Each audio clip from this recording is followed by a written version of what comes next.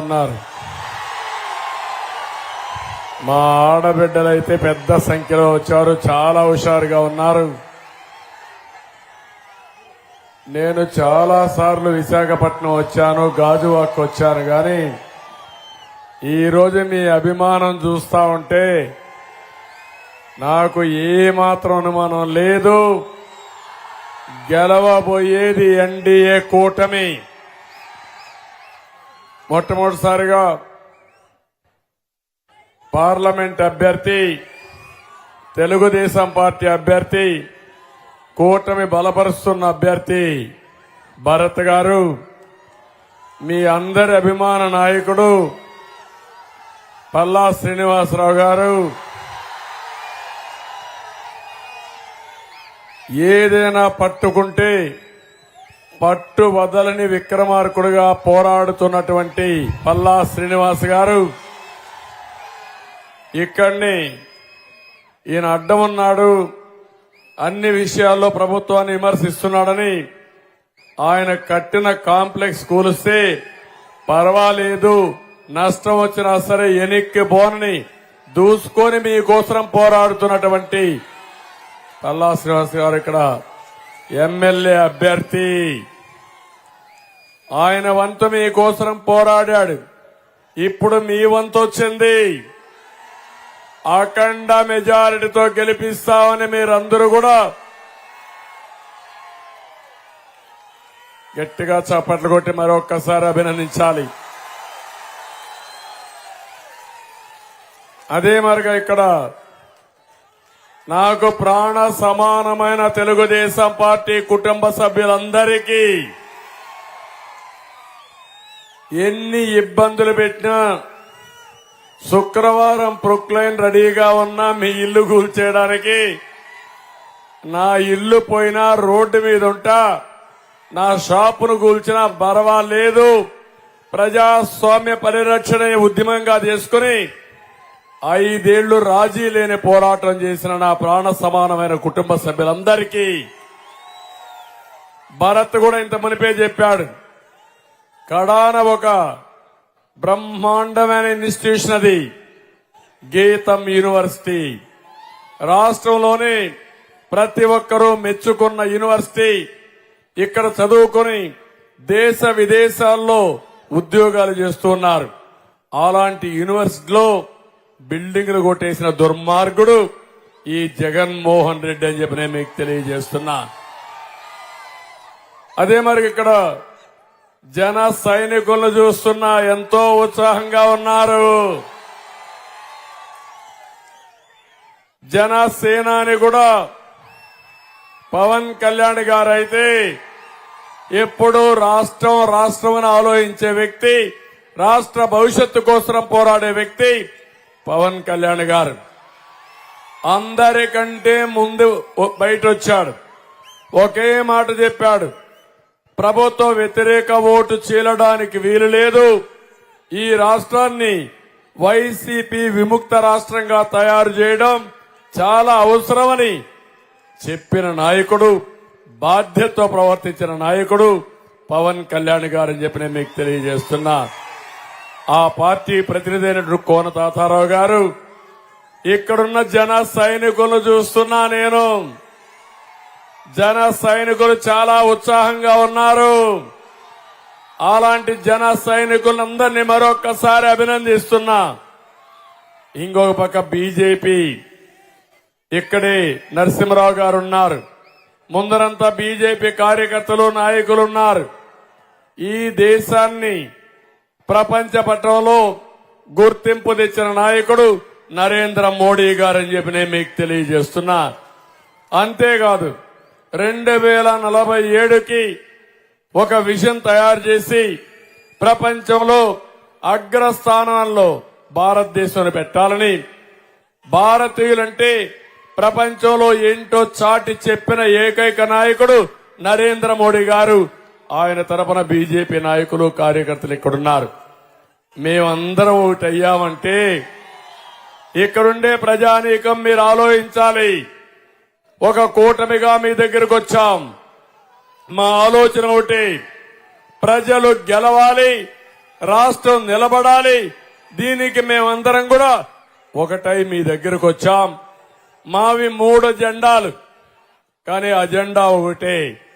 ఆ అజెండా సంక్షేమం, అభివృద్ధి, ప్రజాస్వామ్య పరిరక్షణ ధ్యేయంగా మేము మీ ముందరకు వచ్చామని చెప్పి కూడా నేను మీకు తెలియజేస్తున్నా.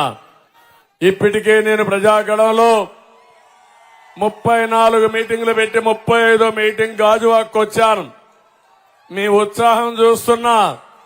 ఇక్కడే కాదు, ఎక్కడ పోయినా కూడా 1 సైడ్ ఎలక్షన్స్ ఉన్నాయి. నెత్తిన పెట్టుకున్న కుంపటి ఎప్పుడు వదిలించుకుందామని మే 13వ తారీఖు కోసం మీరందరూ కూడా వెయిట్ చేస్తున్నారు. ఒకటే హామీ ఇస్తున్నా, రాబోయేది ఎన్డీఏ ప్రభుత్వమే. ఈ రాష్ట్రంలో జగన్మోహన్ రెడ్డి ఇంటికి మీ భవిష్యత్తు మాత్రం ఉజ్వల భవిష్యత్తుగా తయారు చేసే బాధ్యత మాది. నేను ఒకసారి 83లో చూశాను ఇంత ఉత్సాహం మీలో, 94లో చూశాను. ఈ రోజు 2024లో అంతటి ఉత్సాహం చూస్తున్నా, ప్రభుత్వం పైన కూడా అంత వ్యతిరేకత చూస్తున్నా. నేను ఒకటే మీ అందరినీ కోరుతున్నాను. ఈరోజు ఉత్తరాంధ్రను చూస్తే నాకు చాలా అభిమానం. మంచి వాళ్లుండే ప్రాంతం ఈ ఉత్తరాంధ్ర, అవునా కాదా అని మిమ్మల్ని అడుగుతున్నా. నేను ఎక్కువ సమైక్య ఆంధ్రప్రదేశ్ లో ముఖ్యమంత్రిగా విశాఖపట్నాన్ని ఒక ఆర్థిక రాజధానిగా తయారు చేయాలని, ఒక ఇండస్ట్రియల్ హబ్ గా తయారు చేయాలని, ఈ ప్రాంతంలో పెద్ద ఎత్తున పరిశ్రమలు రావాలని, ఇది అనుకూలమైన ప్రదేశాన్ని ముందుకు పోయాం. నేను అందుకే ఉదుహుదు వచ్చినప్పుడు మీరు చూశారు. ఉదుహుదు వస్తే అందరికంటే ముందు వచ్చిన వ్యక్తిని నేనే. ఇక్కడికి అవునా కాదా ఒక్కసారి గుర్తు చేసుకోండి.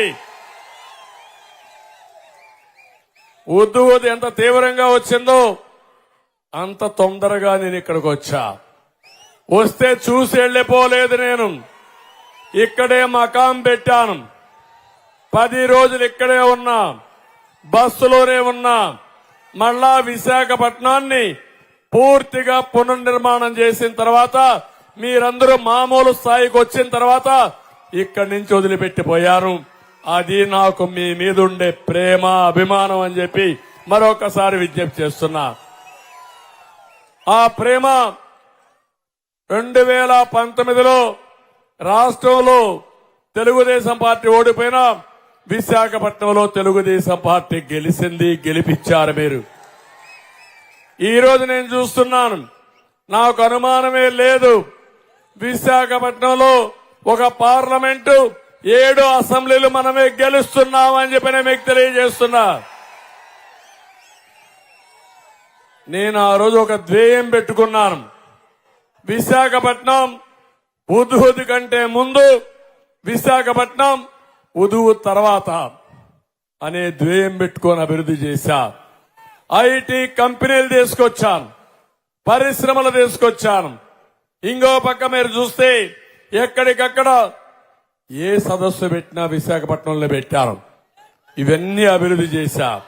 ఈ రోజు నేను అడుగుతున్నా, ఇక్కడ మీరు చూస్తే ఒక టూరిజం హబ్ గా, ఒక ఐటీ హబ్ గా, ఒక పరిశ్రమల కేంద్రంగా అనేక కార్యక్రమాలు చేసి, ఇప్పుడే భరత్ గారు చెప్పినప్పుడు మెడ్టెక్ జోన్ ఇక్కడనే పెట్టాను. 200 ఎకరాలు ఇచ్చాను. కనీసం 10,000, 15,000 మంది అక్కడ పనిచేసే పరిస్థితికి వచ్చారు. ఏదైనా సరే మెడికల్ ఎక్విప్మెంట్ మొత్తం మ్యానుఫ్యాక్చర్ చేయడానికి దేశంలోనే మొట్టమొదటిసారిగా మెడ్టెక్ పార్క్ తీసుకొచ్చాం. అది బ్రహ్మాండంగా రాణిస్తా ఉంది. అలాంటి కార్యక్రమాలు చేసి ఇక్కడ ఏదైతే ఐఐఎం తీసుకొచ్చాం, కొన్ని యూనివర్సిటీ తీసుకొచ్చాం, పెద్ద ఎత్తున ఇవన్నీ అభివృద్ధి చేశామని చెప్పి కూడా నేను మీకు తెలియజేస్తున్నా. నేను ఈ రోజు మిమ్మల్ని అందరినీ ఒకటే కోరుతున్నా, ఒకప్పుడు పరిశ్రమల కేంద్రంగా విశాఖపట్నాన్ని చేశాం. ఏం తమ్ముళ్ళు, ఇప్పుడు విశాఖపట్నం గంజాయి కేంద్రంగా తయారు చేసే పరిస్థితికి వచ్చారు. అవునా కాదా అని అడుగుతున్నాను. మొన్ననే మీరు చూశారు, విశాఖపట్నం పోర్టు ద్వారా 25,000 కేజీల డ్రగ్స్ ఇంపోర్ట్ చేస్తా ఉంటే పట్టుబడ్డారు. నేను అడుగుతున్నా, ప్రభుత్వ సహకారం లేకపోతే ఎవరికైనా ధైర్యం ఉంటుందా అని మిమ్మల్ని అడుగుతున్నా. ఎవరన్నా చేయగలుగుతాడా అని మిమ్మల్ని అడుగుతున్నా. ఈ రాష్ట్ర ప్రభుత్వం దీంట్లో దోష అవునా కాదా అని మిమ్మల్ని అడుగుతున్నా. ఒక చిన్న ఉదాహరణ చెప్తున్నా మా ఆడబిడ్డలందరికీ, మా తమ్ముళ్ళకి కూడా, కుటుంబ పెద్దలందరికీ. మొన్న మా సెక్యూరిటీ సిబ్బంది ఒక అతను వచ్చి నాకు చెప్పాడు, ఒక స్టోరీ ఒకటి చెప్పాడు. ఇది వాస్తవంగా జరిగిన కథ. ఇది విజయవాడలో ఒక కుటుంబం, చిన్న కుటుంబం, చేనేత, మనం ఏదైతే సెలూన్ పెట్టుకొని బతుకుతున్నాడో ఒక వెనుకబడిన వర్గాల వ్యక్తి, భార్య ప్రైవేట్ కంపెనీలో పనిచేస్తుంది. ఇద్దరు కలిసి 25-30 వేల రూపాయలు డబ్బులు సంపాదిస్తారు. సంపాదించే క్రమంలో వాళ్ళకు ఒకే అబ్బాయి 8వ తరగతి చదువుతున్నాడు. ముగ్గురు ఆనందంగా ఉన్నారు. కానీ ఆ కాలనీలో కొంతమంది గంజాయి తెచ్చారు. ఈ అబ్బాయికి కూడా అలవాటు చేశారు. గంజాయికి బానిస అయిపోయాడు. కొన్ని రోజుల తర్వాత ఇంట్లోనే డబ్బులు తీసుకోవడం మొదలుపెట్టాడు. ఎవరి డబ్బులు తీసుకుని అడిగితే ఆ అబ్బాయి సమాధానం చెప్పలేదు. కానీ మొత్తం ఎన్క్వైరీ చేస్తే ఆ అబ్బాయి గంజాయికి అలవాటు పడ్డారని తల్లిదండ్రులు గుర్తించారు. ఏం చేయాలో చూశారు. అప్పటికే చేయి దాటిపోయింది. ఆ అబ్బాయిని తీసుకుని హైదరాబాద్ లో నేరుగా తీసుకు ఒక హాస్పిటల్లో పెట్టి, ఏదైతే గంజాయికి అలవాటు పడినప్పుడు మనం ఒక పని చేస్తాం, డి అడిక్షన్ సెంటర్ లో చేరుస్తాం. అక్కడ చేర్చారు. కొన్ని రోజులు ఉన్నాడు. 5 లక్షలు ఖర్చు పెట్టారు. కానీ తగ్గలా, మళ్ళా ఇంటికి తీసుకొచ్చారు. ఎన్ని ప్రయత్నం చేసినా వీలు కాలేదు. ఈ అబ్బాయికి అలవాటు అయిపోయి బయట పోయి కొంతమంది పోతా ఉంటే వాళ్ళ దగ్గర దౌర్జన్యం చేసి డబ్బులు లాక్కొని ఒకరు పట్టుకుంటే పోలీస్ కేసు పెడితే ఆ అబ్బాయి ఇప్పుడు జైల్లో ఉన్నాడు. ఒక్క విషయం మీరు ఆలోచించుకోండి. అదే ఈ ముఖ్యమంత్రి తొలి రోజు ఈ రాష్ట్రంలో గంజాయి ఉందన్నప్పుడు సమీక్ష చేసి నివారణ చేసుంటే ఆ తల్లికి తండ్రికి ఆ బాధ వచ్చేదా? చదువుకునే అబ్బాయి ఈ పరిస్థితికి వచ్చేవాడా అని మిమ్మల్ని అడుగుతున్నా. నేను అందుకే ఇక్కడనే మిమ్మల్ని అందరినీ కోరుతున్నా. నేను గంజాయి ఉందని చెప్పాను, డ్రగ్స్ ఉన్నాయని చెప్పాను. ఇవి నివారించమని పోరాడాను. పోరాడితే మా ఆఫీసు పైన దాడి చేశారు. జ్ఞాపకం ఉందా మీకని అడుగుతున్నా. అమరావతిలో నేను 2 రోజులు నిరవధిక నిరాహార దీక్ష చేసి సమస్యను హైలైట్ చేసి ఢిల్లీకి వెళ్లి మెమరాండం కూడా ఇచ్చి నేషనల్ లెవెల్లో జాతీయ స్థాయిలో పెట్టారు. మీకు జ్ఞాపకం ఉన్నాయా ఇవన్నీ అడుగుతున్నా. నా కోసం చేశాను గంజాయి వద్దని. అదే నేను ముఖ్యమంత్రిగా ఉంటే ఈ రాష్ట్రంలో ఎవడైనా ఈ పని చేస్తే అదే చివరి రోజు అవునా కాదా అని మిమ్మల్ని అడుగుతున్నా. అది ప్రభుత్వం అంటే. ఇది ఒక చెత్త ప్రభుత్వం, చేతగాని ప్రభుత్వం. ఇది ఒక ఉదాహరణ మాత్రం ఇచ్చాను. ఇక్కడ రాళ్లేశారు మళ్ళా, చూశారా? వస్తా, దానికి కూడా వస్తారే. మిమ్మల్ని వదిలిపెట్టరు ప్రజలు, తరిమి తరిమి కొడతారు రేపటి నుంచి మిమ్మల్ని అందరినీ. గంజాయి బ్యాచ్, బ్లేడ్ బ్యాచ్ ఇక్కడ కూడా వచ్చింది. పోలీసులు ఏం చేస్తానో అది లేదు. నిన్న కూడా ఆ డ్రామాకు కూడా వస్తా. విజయవాడలో జరిగిన డ్రామాకు కూడా వస్తాం. మీరు ఇలాంటి చిల్లర పనులు చేస్తే, చిల్లర మూకగాని చేస్తే, ప్రజలు తిరగబడితే మీ బట్టలిప్పి తరిమి తరిమి కొడతారు. బీ కేర్ఫుల్ అని హెచ్చరిస్తున్నా. Jaganmohan Reddy, control your. ఈ జే గ్యాంగ్ ఒకటి ఉంది వాళ్లకు. దొరికాడా? దొరికాడా లేదా? దొరికినట్లేడు. ముందు రాళ్ళేశారమ్మా. ఇప్పుడు ఈరోజే పవన్ కళ్యాణ్ గారు తెనాల్లో మీటింగ్ పెడితే చేతగాని పిరికి పందలు ఆయన వరాహి పైన రాళ్లేశారు. ఇప్పుడు నేను అడుగుతున్నా మిమ్మల్ని అందరినీ, ఇది తప్పని గట్టిగా చప్పట్లు కొట్టి నిరసన తెలియజేయండి. తమ్ముళ్ళు, ఆడబిడ్డలు, మీకు జ్ఞాపకం ఉందా? విశాఖపట్నానికి నేను వచ్చాను, జ్ఞాపకం ఉందా మీకు? వస్తే నన్ను విశాఖపట్నం నుంచి బయట రానియకుండా ఈ వైఎస్ఆర్ కాంగ్రెస్ గూండాలు అడ్డుకుంటే ఈ పోలీసులు ఆ రోజు చర్య తీసుకోకుండా ప్రేక్షకులుగా ఉండి నన్ను తిరిగి పంపించారు. జ్ఞాపకం ఉందా అని మిమ్మల్ని అడుగుతున్నా. నేను అమరావతిలో నేను రైతులకు సంఘీభావంగా నేను వెళితే నా మీద వైఎస్ఆర్ కాంగ్రెస్ రౌడీలు చెప్పులు రాళ్లు అదే మరి కర్రలతో దాడి చేశారు. ఆ రోజు డీజీపీ సమాధానం చెప్పాడు. ఏమన్నాడంటే ఈ రోజు వ్యతిరేకత ఉంది, చంద్రబాబు నాయుడు అంటే ప్రజాస్వామ్యంలో ప్రొటెస్ట్ చేయొచ్చు, రాళ్లతో దాడి చేయొచ్చు, కాబట్టి నేను సమర్థిస్తున్నాను సిగ్గు లేకుండా డీజీపీ చెప్పాడు. జ్ఞాపకం ఉందా నేను అడుగుతున్నా. మా ఇంటికి ఒక ఎమ్మెల్యేగా ఉన్న వ్యక్తి రాళ్లు కర్రలు తీసుకొని వస్తే నేను నివారిస్తే మన మీద కేసులు పెట్టి ఆయన నా అపాయింట్మెంట్కి వచ్చారని చెప్పారు. ఇవన్నీ నేను ఎక్కడ పోయినా నా మీద రాళ్లు వేశారు, అవునా కాదా అని అడుగుతున్నా మిమ్మల్ని.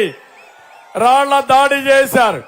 నేను ఒకే మాట చెప్పాను, క్లేమోర్ మైన్సే నా పైన వేస్తే లెక్క పెట్టుకొని నేను మీ రాళ్లకు భయపడతానా అని చెప్పాను.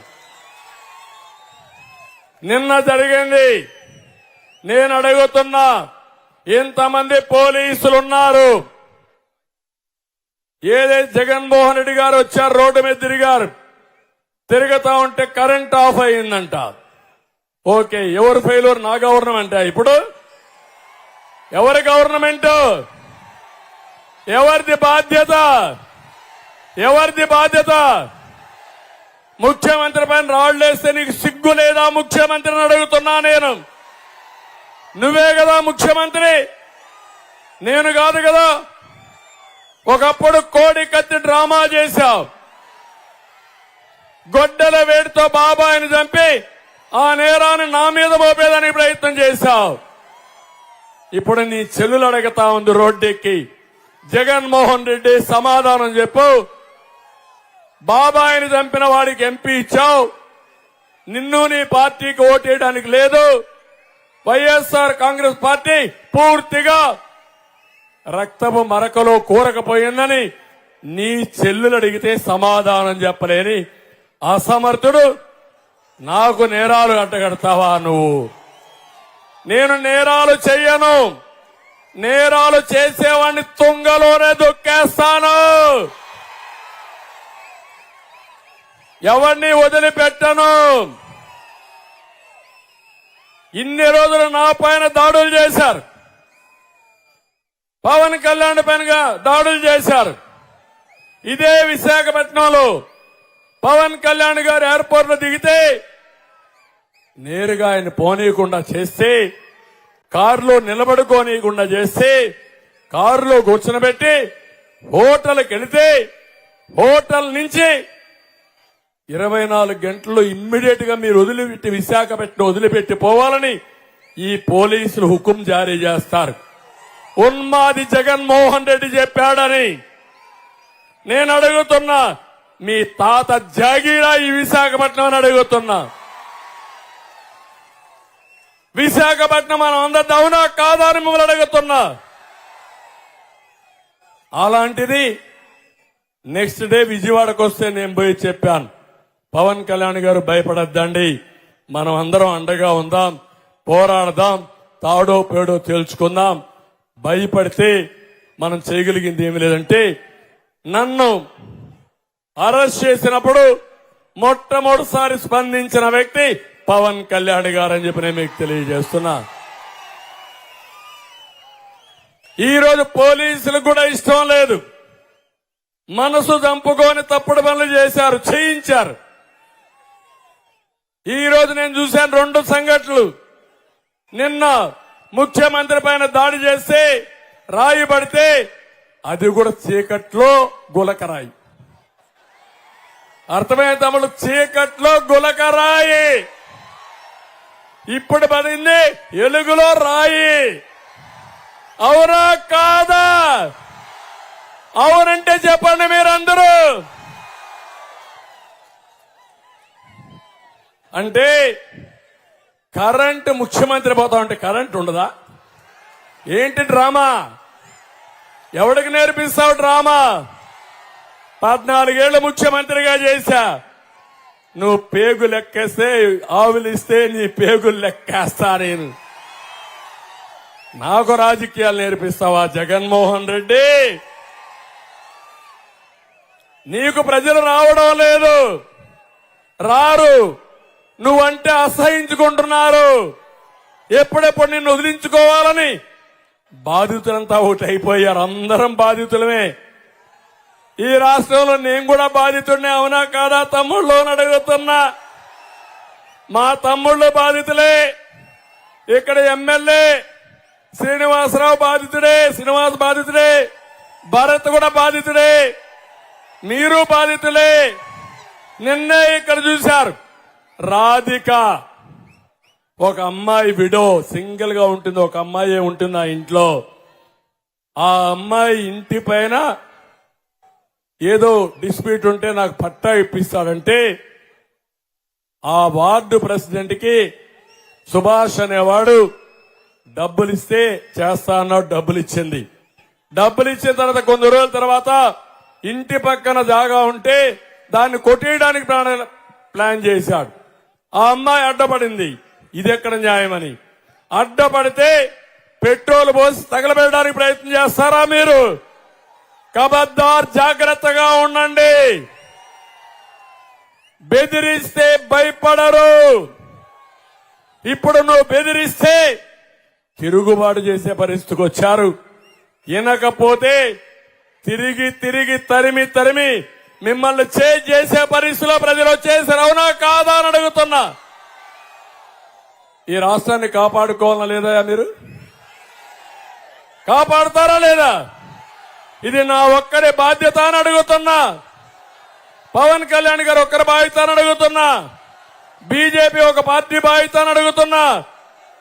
మేము అందుకే చెప్పాం, ప్రజలు గెలవాలి, రాష్ట్రం నిలబడాలి, ఉన్మాది నుంచి రాష్ట్రాన్ని కాపాడుకోవాలి, ఈ పిల్లల భవిష్యత్తును కాపాడాలి. 13 లక్షల కోట్ల రూపాయలు అప్పు చేశాడు. బటన్ నొక్కానంటాడు. ఏమి నొక్కావు నీ బటను? నేను అడుగుతున్నా మిమ్మల్ని అందరినీ, తమ్ముళ్ళు ఒక్కసారి చూడండి. 5 ఏళ్లుగా తాడేపల్లి ప్యాలెస్ వదిలిపెట్టి వచ్చాడా ఈ ముఖ్యమంత్రి? విశాఖపట్నం వస్తే అన్ని కాలేజీలు, స్కూల్స్ అన్ని హాలిడే. అవునా కాదా? దారిలో చెట్లన్నీ నరికేయాలి, బలవంతంగా అందరూ రావాలి. రాకపోతే పెన్షన్ కట్టు, రేషన్ కట్టు. ఇప్పుడు నీ పవర్ కట్ చేయడానికి ప్రజలందరూ కూడా సిద్ధంగా ఉన్నారు. ఇంకో పక్క నేను అడుగుతున్నా మిమ్మల్ని, ఈ భస్మాసురుడు జగన్మోహన్ రెడ్డి మీరు నమ్మారు, ఓటేశారు, మీ నెత్తినే చేయబెట్టాడు ఈ భస్మాసురుడు. మీకు ఓటుంది, వజ్రాయుధం ఉపయోగించండి. రేపు రాబోయే 13వ తారీఖున మేలో భస్మాసుర హోద జరగాలి.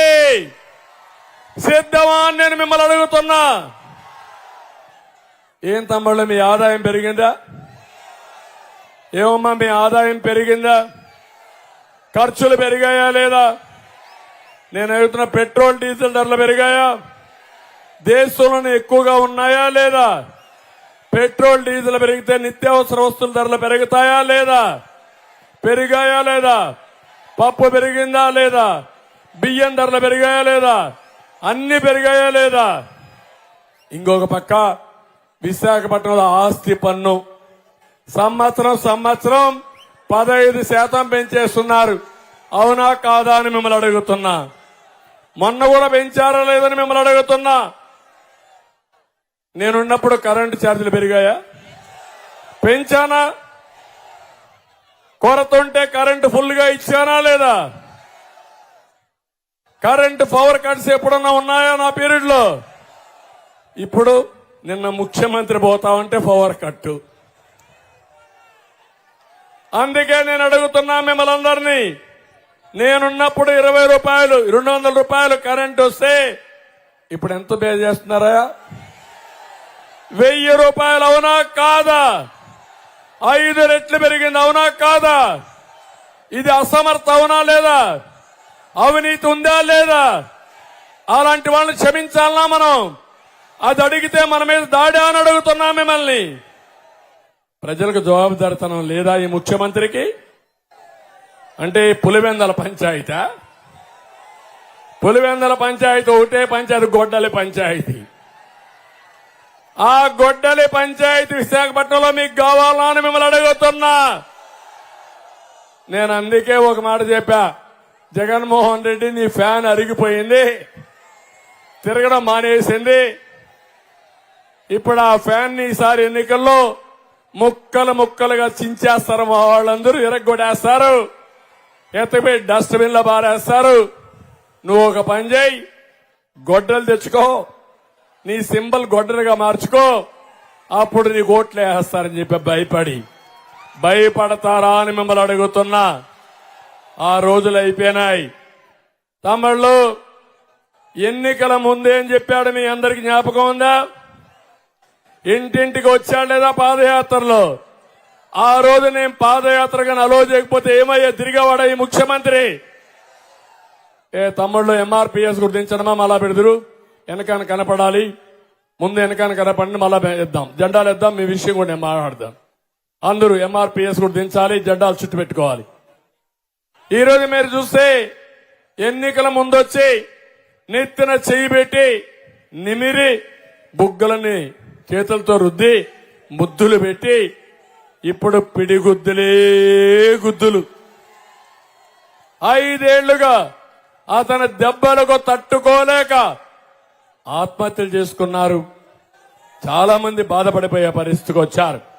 నేను అడుగుతున్నా, ఈరోజు ఏ వెనుకబడిన వర్గాలన్నా ఈయన పాలనలో బాగుపడ్డారా తమ్ముళ్ళు అని అడుగుతున్నా.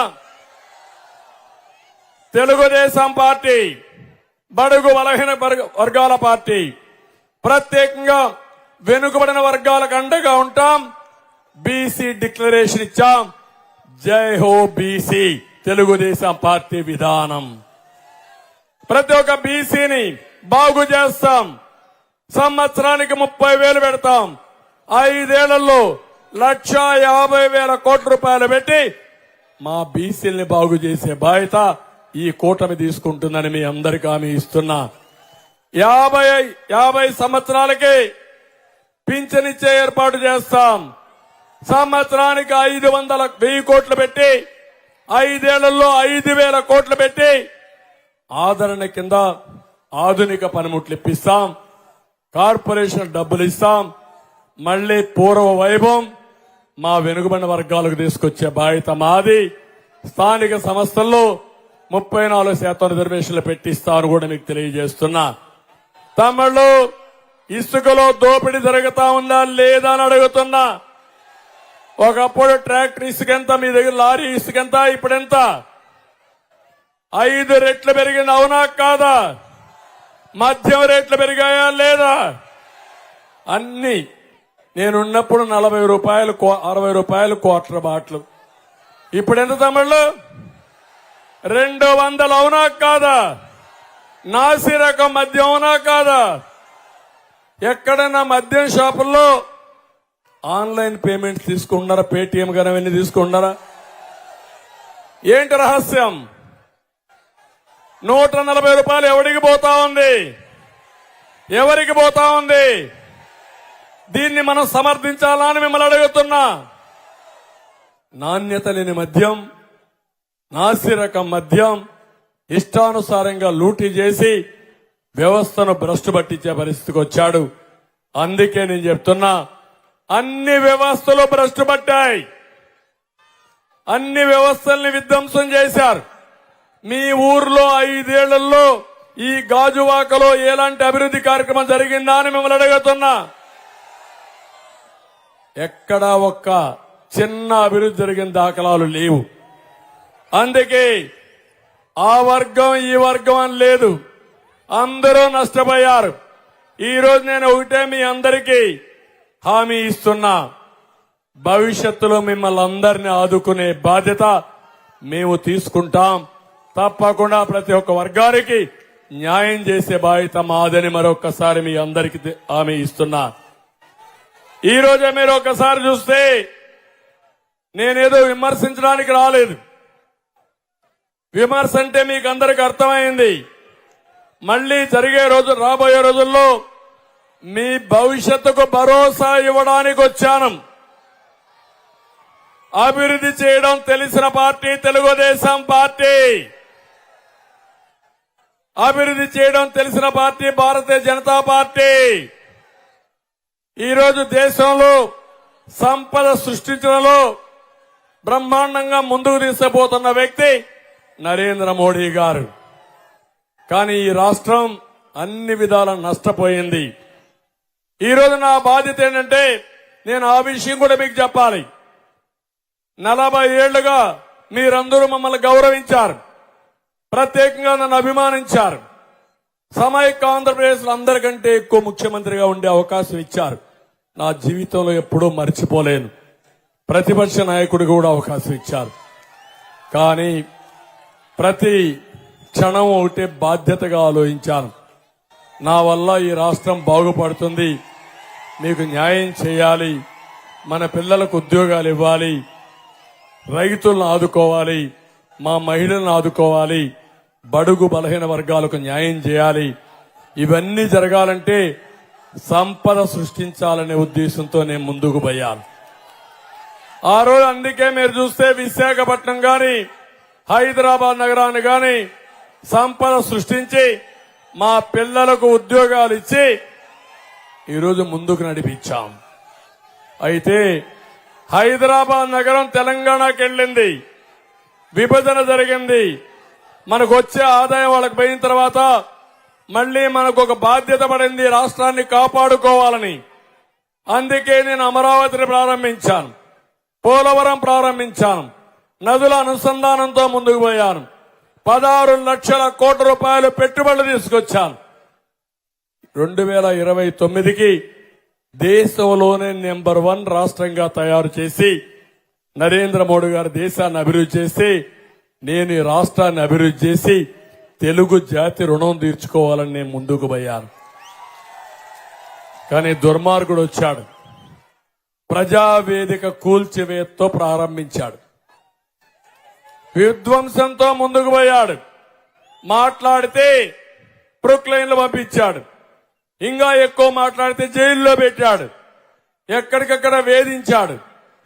నాలాంటి 14 సంవత్సరాలు ముఖ్యమంత్రిగా ఉన్న వ్యక్తి నా మీదనే ఇన్ని కేసులు పెట్టాడంటే ఇప్పుడు ఎలక్షన్ కమిషన్ కోసం నామినేషన్ వేయడానికి నేను డీజీపీకి ఒక లెటర్ పెట్టాను.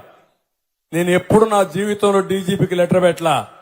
నా మీద ఎన్ని కేసులున్నాయి ఇవ్వయ్యా, ఇస్తే నేను అఫిడవిట్ లో పెట్టాలా, పెట్టకపోతే నా నామినేషన్ రిజెక్ట్ అవుతుంది. కాబట్టి ఇమ్మని అడిగారంటే ఏ పోలీస్ స్టేషన్ లో ఎన్ని కేసులున్నా నాకే తెలియదు నా మీద. అర్థమైన తమిళ్లో ఇప్పుడు ఇక్కడికి వచ్చాను, నా మీద ఒక కేసు పెట్టేస్తారు. ఇప్పుడు చెప్పరు, ఒక నెల తర్వాత 2 నెలల తర్వాత మెల్లిగా ఒక నోటీసు పంపిస్తారు, అట్లనే పెట్టి కేసు ఉంటుంది. అంటే ఇది అన్యాయం అవునా కాదని అడుగుతున్నా. ఎవరైనా తప్పు చేస్తే తప్పు చేసిన వ్యక్తికి నోటీసు ఇవ్వాలా లేదా, తర్వాతనే కేసు పెట్టాలా లేదా, ఎలాంటి సమాచారం ఇవ్వకుండా కేసులు పెట్టడం దుర్మార్గం అవునా కాదా? నాలాంటి వాటిపైన కేసులు పెడితే మీరు ఒక లెక్క తమ్ముళ్ళు, మీరు ఒక లెక్క అని అడుగుతున్నా. నాలాంటి వాడే తట్టుకోలేకపోతే మీరు తట్టుకుంటారా అని నేను అడుగుతున్నా. నేను మీకోసం పోరాడితే నేను జగన్మోహన్ రెడ్డికి విరోధిని అంటే నేను కూడా కాడి పడేసి 40 ఏళ్లు ఆదరించిన మిమ్మల్ని వదిలిపెట్టి నేను కూడా దంకోవాలా, పారిపోవాలా? పారిపోమంటారని అడుగుతున్నా. అదే నిలబడ్డా, అదే నిలదొక్కున్నా, మళ్లీ ఒక ప్రతిజ్ఞ చేసుకున్నా, ఒకే మాట అనుకున్నా, ఒకే సంకల్పం. 40 ఏళ్లు నన్ను గౌరవించారు, తిరిగి రాష్ట్రాన్ని ఘాటిలో పెట్టి మళ్లీ అన్ని రాష్ట్రాలతో సమానంగా చేసి తెలుగువాడు చొక్కా ఎత్తి తిరిగేట్టుగా చేయాలనేదే, కాలర్ ఎగరేసుకొని తిరగాలనేది నా ఆలోచన. అందుకే ధైర్యంగా ముందుకు వచ్చా. ఎన్ని ఇబ్బందులు పెట్టా ముందుకు పోయా. నిన్న మీరు చూడండి, సంఘటన జరిగింది. బుద్ధి జ్ఞానం ఉంటే ఏం చేయాలి? అందరం కండెమ్ చేశాం. నేను కండెమ్ చేశాం.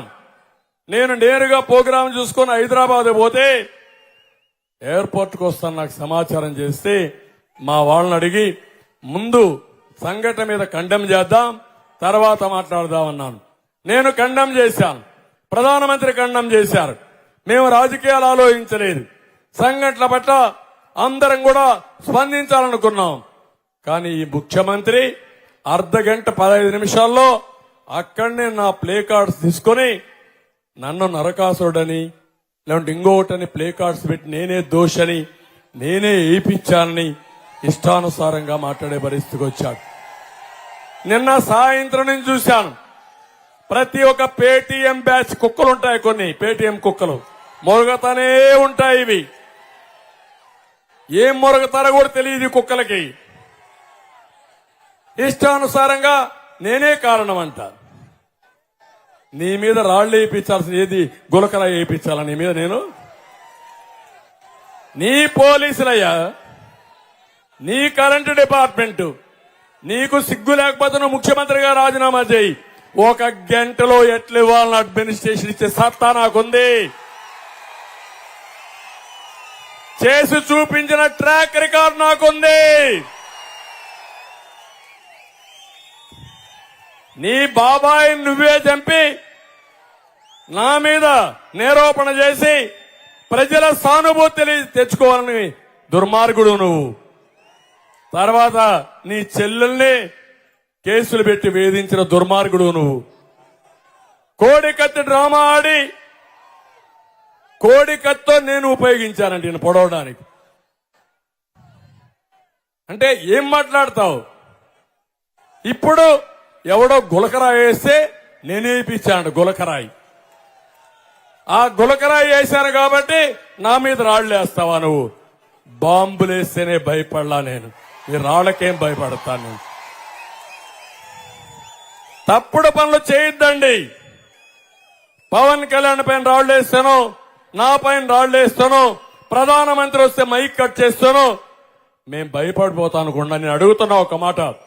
ప్రధానమంత్రి వచ్చాడు, మైకులు పెట్టాం, పని చేయలేదు. నేను అప్పీల్ చేశాను, ప్రధానమంత్రి గారు అప్పీల్ చేశారు, మైక్ లేదు చూడమన్నారు. కొంతమంది టవర్లు ఎక్కితే ప్రధానమంత్రి సాక్షాత్తు అప్పీల్ చేశాడు, దిగండి దిగండి మీ ప్రాణం ముఖ్యమని. పోలీసులకు బాధ్యత లేదని నేను అడుగుతున్నా. నేను అప్పీల్ చేసినప్పుడు పోలీసులు వెళ్ళండి, ఒక దారం పట్టుకోండి, వాళ్ళందరినీ ఎన్నిక పంపేయండి, కంట్రోల్ అవుతుందని చెప్తే ఒక్కరు కూడా యాక్ట్ చేయాల. అంటే మా మైకులు ఫెయిల్ అయిపోవాలా, ప్రధానమంత్రి కూడా మాట్లాడకూడదనే దురుద్దేశంతో మీరు చేశారు. ఆ రోజు ఎందుకు మీరు ఆఫీసర్ల పైన చర్యలు తీసుకోలేదని నేను అడుగుతున్నా, సమాధానం చెప్పమంటున్నా. నిన్న కరెంట్ ఆఫ్ చేసిన వాళ్ళ పైన, ముఖ్యమంత్రి పైన, గులకరాయి వేసిన వాళ్ళ పైన ఎందుకు యాక్షన్ తీసుకోలేదు?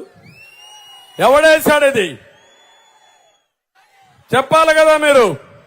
24 గంటలైంది, డిపార్ట్మెంట్ ఏం చేశారని నేను అడుగుతున్నా, ఎక్కడున్నారని నేను అడుగుతున్నా. సిఎస్ కు బాధ్యత లేదా? డీజీపీకి బాధ్యత లేదా? ఇంటెలిజెన్స్ కు బాధ్యత లేదా? నా మీద దాడి చేపిస్తూ పైశాచిక ఆనందాన్ని పొందుతారా? ఒక ఎంపీని అరెస్ట్ చేసి పోలీస్ లాకప్ లో పెట్టి ఇష్టానుసారంగా కొట్టి ఆ వీడియో చూస్తావా ముఖ్యమంత్రి? నువ్వు ఆనందపడతావా? నువ్వు ఇప్పుడు నీ మీద గులకరాయి వేస్తే పెద్ద కొంపలు గోలిపిన నువ్వు మాట్లాడతావా? నేను దీన్ని కూడా అభినందించను. గులకరాయి వేయడం మంచిది కాదు, ఏ రాయిని కూడా వేయడం మంచిదే కాదు. కానీ ప్రజలకు కోపం వచ్చినప్పుడు ఒకటే, రేపు ఎన్నికలు వస్తాయి, ఈవీఎం దగ్గరికి వెళ్ళండి, మీకు జరిగిన అన్యాయం గుర్తు చేసుకోండి, 30 రోజులు చర్చ చేయండి, చిత్తుగా వైసీపీని ఓడించి ఫ్యాన్ ని ముక్కలు చేసి డస్ట్బిన్ లో పారేయండి. పట్టిన శని విరగడైపోతుంది. ఇది నా కోసరం కాదు, నేను చాలా ఏళ్ళు రాజకీయాల్లో ఉన్నా. మళ్ళా అయితే ముఖ్యమంత్రి అవుతాను, అంతే కదా. నా కోసరమా ఇది? మా 3 పార్టీల కోసరమా? కాదు, 5 కోట్ల ప్రజల కోసరం అడుగుతున్నా. మిమ్మల్ని అందరినీ ప్రాధేయపడుతున్నా. వాస్తవాలు చూడండి. అంటే ఇది ఏంటి? పోలీసు వ్యవస్థ ఎందుకుంది? ఎవరు తప్పు చేసిన శిక్షించిన పోలీసు వ్యవస్థనా, లేకుంటే దాడులు చేస్తే చూస్తూ ఉండడానికి పోలీసు వ్యవస్థ అని అడుగుతున్నా. అందుకే తమ్ముళ్ళు, ఇప్పటికైనా మీకు అర్థమైందా వీళ్ళు చేసే రౌడీజాన్ని ప్రతిఘటిద్దామా వద్దా? నిలదొక్కుందామా వద్దా? లాస్ట్ లో ఉండాలి చెప్పండి. ప్రతిఘటిస్తాం, నిలదొక్కుంటాం, బుద్ధి చెప్తామని గట్టిగా చప్పట్లు కొట్టి వ్యతిరేకించండి. ఇవి చేసుకుందాం. మళ్లీ హామీ ఇస్తున్నా, మీ రుణం తీర్చుకోవాలి. నన్ను ఇన్నేళ్లు ఆదరించారు. అందుకే ఈరోజు 14 సంవత్సరాల్లో ముఖ్యమంత్రిగా ఎట్లయితే పనిచేశారో నాలో కసి రగిలిపోతా ఉంది, పట్టుదల పెరిగిపోతా ఉంది. 14 ఏళ్లలో చేసిన అభివృద్ధి 5 సంవత్సరాల్లో చేసి మీ రుణం తీర్చుకుంటా. అది నా ఒక పట్టుదల. అందుకే మేమందరం మాట్లాడడం, ముగ్గురం, నేను గాని, బీజేపీ గాని, పవన్ కళ్యాణ్ గాని ఒకే మాట. ఆ మాట, ఈ రాష్ట్రాన్ని కాపాడుకోవడానికి ముందుకు పోతున్నాం, సమిష్టిగా ముందుకు పోతున్నాం. ఒకరు ముందు ఒకరు వెనక లేదు, ఒకరు గొప్ప ఒకరు తక్కువ కాదు. ముగ్గురం త్యాగాలు చేశాం, ముగ్గురు మీకోసం ఉన్నాం. నిలబడతాం, మిమ్మల్ని నిలబెడతామని మరొక్కసారి మీ అందరికీ హామీ ఇస్తున్నా. అందుకని ఈ రోజే కేంద్రంలో కూడా ఎన్నికల మేనిఫెస్టో అనౌన్స్ చేశారు. 5 ఏళ్లలో ఏం చేస్తామని చెప్పారు. మనం కూడా ఇప్పటికే సూపర్ 6 ఇచ్చాం. నేను ఒకటే చెప్తున్నాను మీ అందరికీ, సంపద సృష్టిస్తాం, ఆదాయాన్ని పెంచుతాం, యువతకు ఉద్యోగాలు కల్పిస్తాం, ప్రతి ఒక్కరికి స్కిల్ డెవలప్మెంట్ చేస్తాం. మీ ఆదాయాన్ని పెంచి మీ ఖర్చులు తగ్గించి మీకు మెరుగైన జీవన ప్రమాణాలు ఇచ్చే బాధ్యత మాదని మీ అందరికీ హామీ ఇస్తున్నా. సంపద పెరిగినప్పుడు, ఆదాయం పెరిగినప్పుడు ఆ ఆదాయం తిరిగి పేదవాళ్ళకి ఇచ్చే బాధ్యత మాదని మరొక్కసారి మీ అందరికీ హామీ ఇస్తున్నా. అందుకే ఆడబిడ్డ నిధి, ఈరోజు బీజేపీ నారీ శక్తి అనే కార్యక్రమం కింద మహిళలకు ఒక కార్యక్రమం తీసుకొచ్చారు. ఆడబిడ్డ నిధి 18 సంవత్సరాలు పైబడిన ప్రతి ఒక్కరికి నెలకు 1500, ఇద్దరుంటే 3000, ముగ్గురుంటే 4500, నలుగురుంటే 6000 కూడా మీ అకౌంట్లో వేసే బాధ్యత మాదని ఆడబిడ్డలందరికీ హామీ ఇస్తున్నా. ఈరోజు నా ఆలోచన ఒకటి, ప్రధానమంత్రి నరేంద్ర మోడీ గారు కూడా నారీ శక్తి అనే కార్యక్రమం తీసుకొచ్చారు. డాక్రా సంఘాలు పెట్టారు.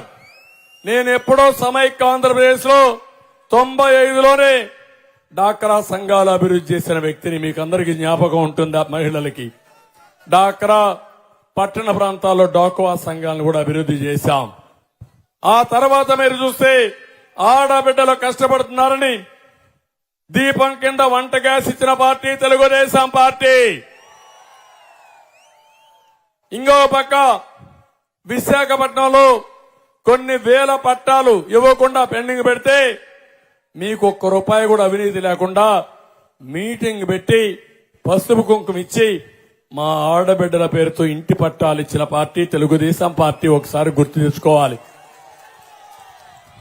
ఇంకో పక్క ఆత్మ గౌరవం కింద మరుగుదొడ్లు కట్టించిన పార్టీ తెలుగుదేశం పార్టీ. ఆస్తిలో సమాన హక్కు ఇచ్చిన పార్టీ తెలుగుదేశం పార్టీ.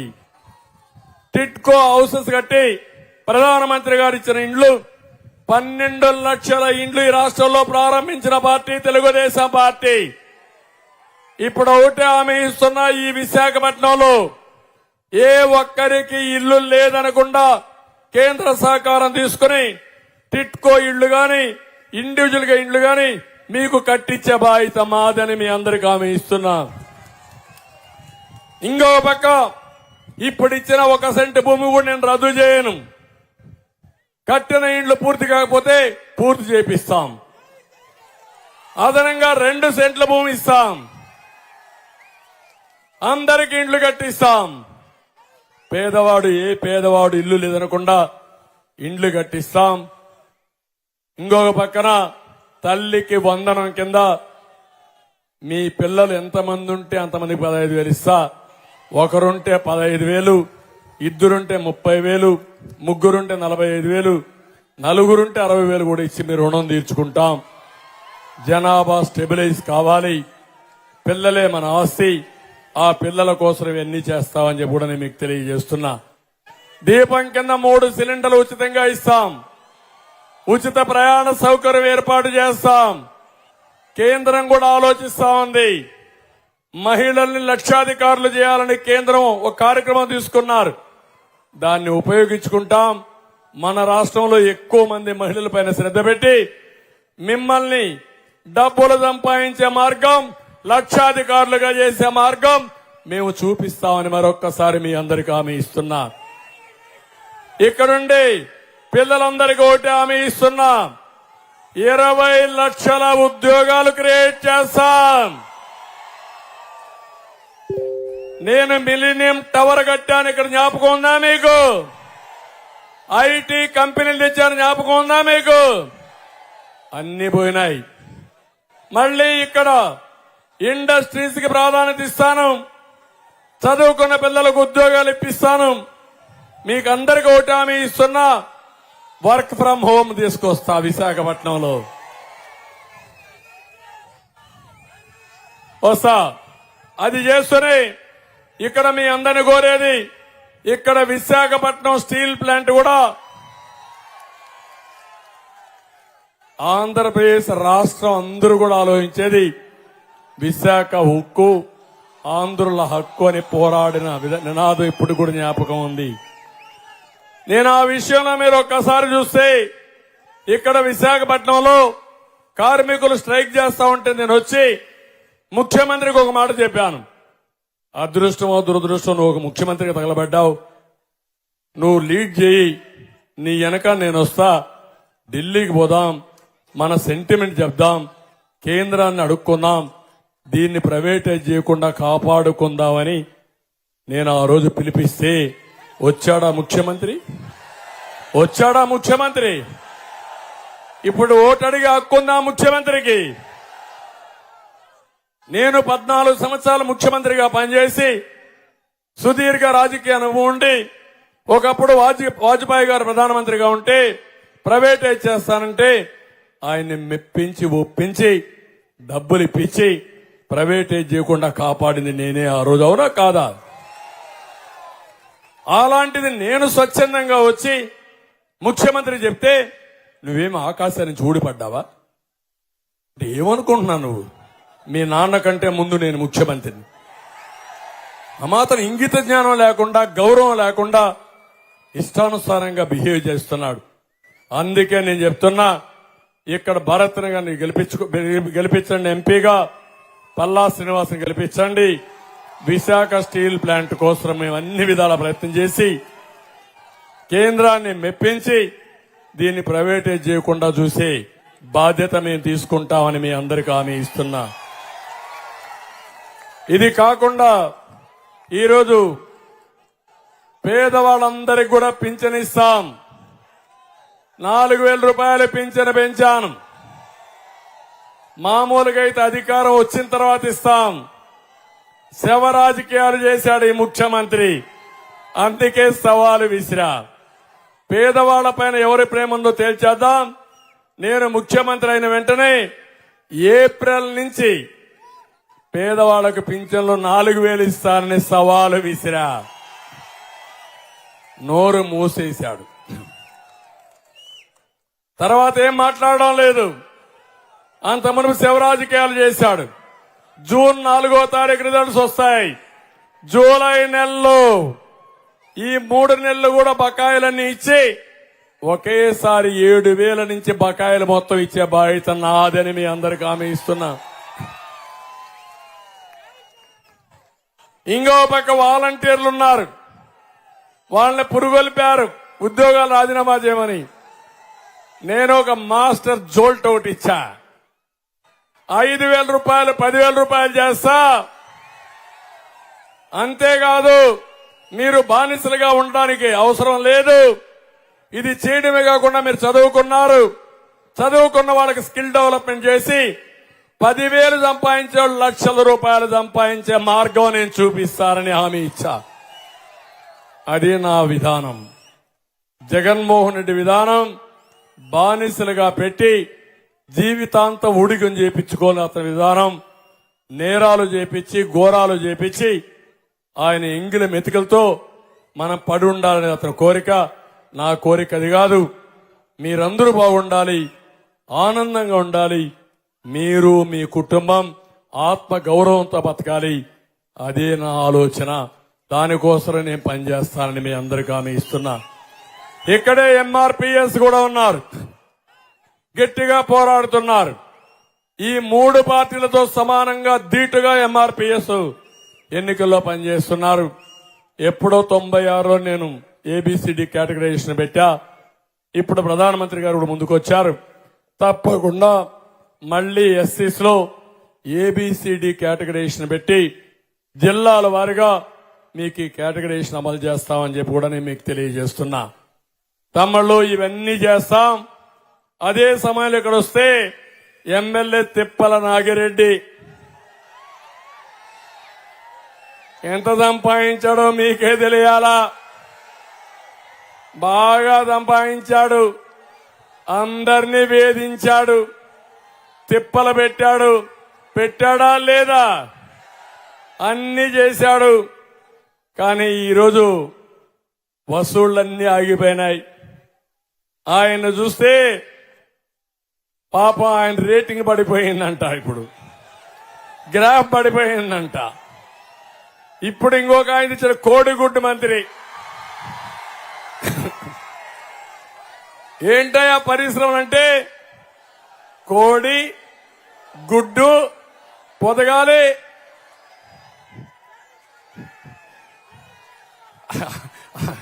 మీరేం చేయాలి?